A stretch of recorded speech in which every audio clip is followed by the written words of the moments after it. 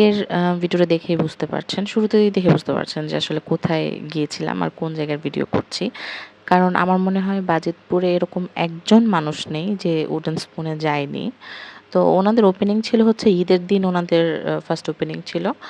তো আমি আসলে ঈদের দিন কোথাও যাইনি বা ঈদের পরেও কোথাও যাইনি। তো এটার ছবি দেখে এত ভাল লাগছিল, ভাবলাম যাই ঘুরে আসি।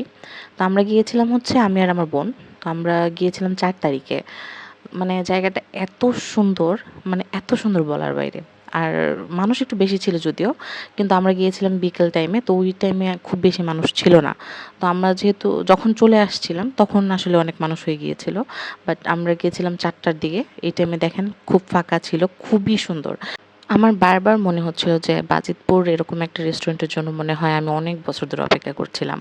কারণ ঢাকা থেকে চলে আসার পরে তো আসলে আর ঢাকায় যাওয়ার কথা শুনলে জ্বর চলে আসতো। তো বাজিতপুর ভালো ভালো রেস্টুরেন্ট আছে, বাট এরকম পরিবেশ আসলে নাই। আমার আমি দেখিনি আসলে, এরকম রেস্টুরেন্ট পাইনি। তো এটা এত সুন্দর, এত অ্যাস্থেটিক ছিল, মানে সব জায়গায় মানে মনে হচ্ছিল যে আমি ঢাকার কোনো ভালো একটা রেস্টুরেন্টে চলে এসেছি। আর এজন্যই হয়তো বা বাজিতপুরের মানুষ খুবই এক্সাইটেড ছিল এই রেস্টুরেন্টের জন্য। তো আমিও আসলে খুব এক্সাইটেড ছিলাম। তো আমরা গিয়েছিলাম ৪ তারিখের দিকে, আমি আগেও বলেছি। এটা বলার কারণ হচ্ছে ঈদের দিন যেহেতু ওনাদের ওপেনিং ছিল, তো ৪ তারিখে ততদিন ওনাদের আসলে ভালোই হয়ে যাওয়ার কথা। তো সবকিছু ভালোই ছিল, খুব সুন্দর। তো আমরা একটু এসিতে বসেছিলাম, কারণ বাইরে একটু ভিড় ছিল প্লাস একটু গরম ছিল। তো ভাবলাম এসি যেহেতু আছে আসলে সুযোগটা নেওয়াই যায়। তো আমরা গিয়ে যে মেনুটা দেখেছিলাম ওই মেনুতে যা যা ছিল তা ওনাদের কিছুই ছিল না। ওনারা বলেছিলেন যে আরও ২-৩ দিন পরে হয়তো বা ওনারা ফুল মেনুতে যা আছে সব আবার সব স্টার্ট করবেন। এখন পুরোপুরি ওইভাবে স্টার্ট হয় নাই। তো আমরা জাস্ট একটা চিকেন পেটি বার্গার নিয়েছিলাম। দেখেন কি ছোট্ট কিউট একটা পেটি। মানে এই ভালোই ছিল এভারেজ। বাট বার্গার বানটা খুব মজা ছিল।